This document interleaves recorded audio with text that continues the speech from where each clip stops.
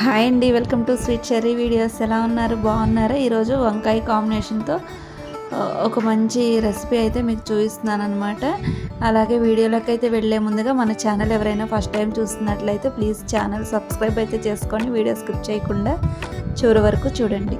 వీడియోలోకి అయితే వెళ్ళిపోదాము. వీటి కోసం నేను ఒక 4 వరకు వంకాయలు అయితే ఈ విధంగా తీసుకున్నాను అనమాట. మరి వీటిని మనం కట్ చేసుకొని వాటర్లో కొంచెం ఉప్పు వేసి ఆ కట్ చేసుకుని అందులో వేసుకుంటాం కదా, ఆ విధంగా కట్ చేసి వంకాయలు పక్కన పెట్టేసుకొని ఇప్పుడు స్టవ్ మీద ఒక కడాయి పెట్టి 2-3 టేబుల్ స్పూన్లు ఆయిల్ వేసి కొంచెం మినపప్పు, జీలకర్ర, ఆవాలు వేసుకొని లైట్గా ఫ్రై అయిన తర్వాత ఒక పెద్ద ఆనియన్ సన్నగా ముక్కలు కట్ చేసుకొని వేసుకొని, అలాగే ఒక 2 పచ్చిమిర్చి, కొంచెం పుదీనా, అలాగే కరివేపాకు కూడా ఇందులో యాడ్ చేసుకొని లైట్గా ఫ్రై అనేది చేసుకోవాలన్నమాట.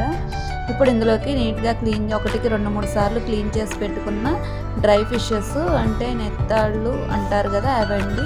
అవి మనకి 2-3 సార్లు బాగా వాష్ చేసుకొని ఇప్పుడు ఆనియన్స్లో మనం ఇవి వేసేసుకొని ఒక 1/2 స్పూన్ వరకు పసుపు కూడా అందులో మనం యాడ్ చేసుకోవాలన్నమాట.